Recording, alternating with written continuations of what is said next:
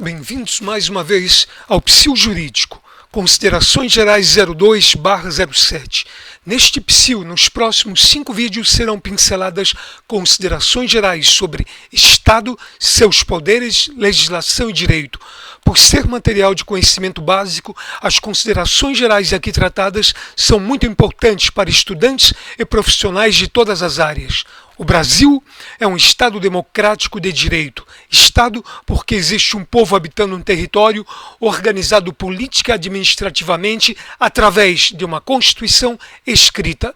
Democrático porque a opção constitucional foi por este regime de Estado. Democrático, vale dizer, a opção democrática de um povo livre em palavras e atitudes, dentro dos limites ditados pela lei. Governo do povo para o povo. Todavia, em uma democracia republicana, o governo é exercido pelos representantes do povo eleitos pelo povo. Finalmente, direito, em razão de todos, indistintamente, serem obrigados constitucional e legalmente a prestar a devida obediência às normas jurídicas. Independentemente da condição étnica, econômica ou social, todos os cidadãos são obrigados a cumprir as normas jurídicas. Normas não são apenas regras. Atualmente, normas jurídicas são regras e também princípios. No caso de não haver lei a respeito de um determinado assunto, de maneira geral, o cidadão tem a liberdade para fazer ou não fazer aquilo que desejar ou precisar fazer. Já a administração pública apenas pode fazer aquilo o que a lei permitir. Quando a administração pública violar os limites expressos pela lei, tem-se, por exemplo, a violação ao princípio da legalidade. Indo além, poderá vir a ocorrer o chamado desvio de poder, também denominado de desvio de finalidade. O Brasil é uma federação, ou seja, é a reunião tanto da União, dos Estados, do Distrito Federal e, inclusive, também dos municípios. Em muitos países, os municípios ou a denominação que lhes seja equivalente não integram a federação.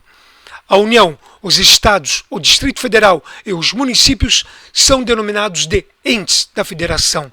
Todos esses entes são autônomos, mas isso não significa que sejam completamente independentes, uma vez que integram uma federação em que é a União que detém o poder central superior. Assim, a União é considerada como sendo o ente superior da federação. Na União podem ser encontrados todos os poderes: executivo, legislativo e judiciário. Ao propósito dos poderes executivo, legislativo e judiciário, é importante ser ressaltado que todos esses poderes são independentes, um em relação ao outro, mas seja também ressaltado que, muito embora independentes, devem ser harmônicos entre si. O Poder Executivo Federal é integrado pela Presidência da República, ministérios e entidades da denominada Administração Pública Indireta Federal. O Poder Legislativo Federal, Congresso Nacional, é bicameral, 2 câmaras, composto pela Câmara Federal e pelo Senado Federal. Os 513 deputados federais representam o povo. Os 81 senadores representam o Estado federado pelo qual forem eleitos. Cada Estado elege 3 senadores. Os 26 estados federados e o Distrito Federal são os entes intermediários da federação. Neles também podem ser encontrados todos os 3 poderes: executivo, legislativo e judiciário. O Poder Executivo dos Estados é composto pelos governos estaduais e distrital, secretarias de Estado e entidades da administração pública indireta estadual. O Poder Legislativo Estadual é exercido pelas Assembleias Legislativas para os 26 estados e pela Assembleia Distrital para o Distrito Federal. Os 5.570 municípios são os entes inferiores da federação. Nesses podem ser encontrados apenas 2 dos poderes, executivo e legislativo. O Poder Executivo Municipal é composto pelas prefeituras municipais, secretarias municipais e entidades da administração indireta municipal. O Poder Legislativo Municipal é exercido pelas respectivas câmaras municipais. Em linhas gerais, todos os entes da federação existem para proteger o denominado interesse público. Para melhor salvaguardar o interesse público, a Constituição Federal relaciona os bens que integram o domínio de cada ente federativo, União, Estados, Distrito Federal e municípios, e as respectivas competências desses, tanto para administrar quanto para legislar sobre determinada matéria.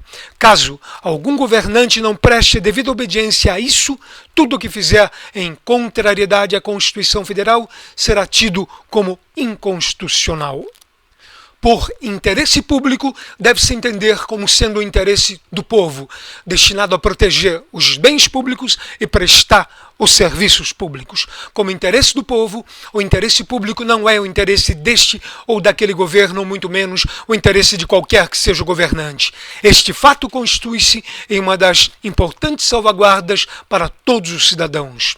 Uma vez que se deve trabalhar com interesse público para promover maior eficiência às atividades administrativas, os entes da federação podem criar as denominadas entidades da administração pública indireta, ou seja, autarquias, fundações públicas, sociedades de economia mista, associações públicas e empresas públicas. Essas entidades estatais são criadas apenas e tão somente através de lei, ou seja, não são criadas pela mera vontade deste ou daquele governante.